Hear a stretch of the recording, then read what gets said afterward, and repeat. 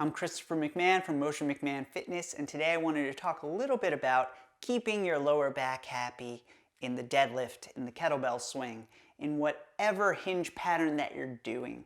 So, here's the deal. I've seen a lot of videos on Instagram that kind of make my skin crawl, not because someone's moving with bad form. I mean, everyone has a reason for the way they move, and it's not that every exercise is bad for certain people, it's just the way you're doing it might not be the best for you. So I want to take a little bit of time and talk about the hip hinge, or the deadlift, or the swing, but in general a hip hinge. So ideally, we have two different versions. Let's talk about it. So we have the rounded lower back version versus flat back, hip hinge, 90-degree angle. So ideally, I would love to see someone perform this version. Now, some people have limitations, some people have flexibility issues. That's fine. You can choose a different variation of whatever the movement might be. You can just work on body weight. You can work on your mobility. That's a different conversation though. This guy right here, yes, in life we do round through the lower back, and there are funny videos floating around on social media of people who try to put functional movement into their daily life and show how ridiculous it looks. And it truly is ridiculous because none of us are going to take the time to hinge through our hips properly, make sure our spine is nice and long before we go and pick up the laundry, or pick up our kid, or carry a bag of groceries from outside to inside. But I can say that if you work on small adjustments, those things naturally happen. So one of the reasons this guy doesn't feel great is because we're not engaging the lats. If we were to engage the lats, you'll notice that the weight would be pulled back, kind of like it is here, right? Kind of like in a swing. If someone's going to swing a kettlebell and they round through their lower back and then throw the bell up, they're hyperextending everything. The spine's not going to enjoy that after a couple repetitions, maybe not that session, but maybe another session later. But if we can look, right here we have this nice long spine and we're able to load the hip, look down or look towards the horizon, whatever works best for you. But here's the thing. This guy's happy because he is actively pulling his shoulder blades down towards his back pockets.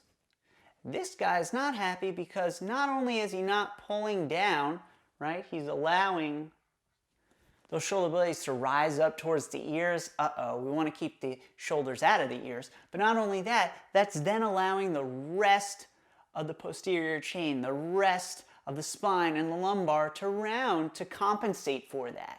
So all it is a compensation, and it doesn't necessarily mean you don't have the mobility to be in certain positions like that.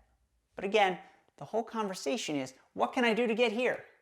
Well, one, don't pick up anything yet. Don't pick up anything heavy. Take the time to work with mechanics such as, hip hinging against the wall, maybe doing glute bridges where your back is propped up against a bench or something, really working on finding that hinge pattern. But not only that, what you can work on is you can work on pulling the lats down. You could do that in everyday things. A lot of times people go to pick up something and then they have this awesome position, whether it be weight, whether it be a small creature such as your dog, whatever it might be, they go to pick it up and they allow the shoulder blades to not be in the proper position. So, what you can do is you can practice pulling those shoulder blades down and back towards the shoulder blade. Taking the shoulder blades and pulling them down. Not leaving them up, but pulling them down actively towards those back pockets. And then from there, now that you have the pull, you can drive the hips to stand up. But maybe that's a little too complicated to keep that in the back of your mind while you're working on that. So another thing you can practice, it's a fun little movement prep that you can do, is you could take a resistance band. You can hang that resistance band from a bar. You can then pull the resistance band down while you're laying flat on your back, gluing your lower back into the ground. As you pull the band down and pull the shoulder blades down, you'll feel your abs click on. From that position, you can work on single leg lowers. You can just work on the activation and breathing into your belly. Maybe it's something I'll do a video on in the future, but it's just another idea to think about. But again, let's think about what else is involved in this. We're pulling our shoulder blades down. We're leaving the shin slightly vertical. But not only that, we want to make sure that we're breathing into our bellies. We want to breathe into our bellies. That's the belly. Yep. He's not worried about having a little bit of a gut because he's breathing right into his diaphragm, right? We want to make sure we're breathing in there and that we're not breathing up here. Because if we're breathing up into our shoulders, up into our neck, that takes our body and it puts us in a fight or flight mode. And when we're in fight or flight, I have to say we're panicked and we're not going to be able to move properly.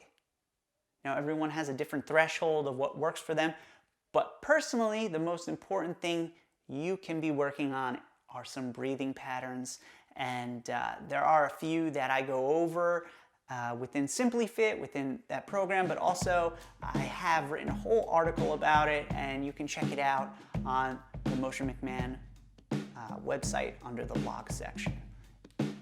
But yeah, so I want you to take some time and think about how you can apply this to whatever sort of hinging you might be doing. All right, give it a try. Let me know what you think.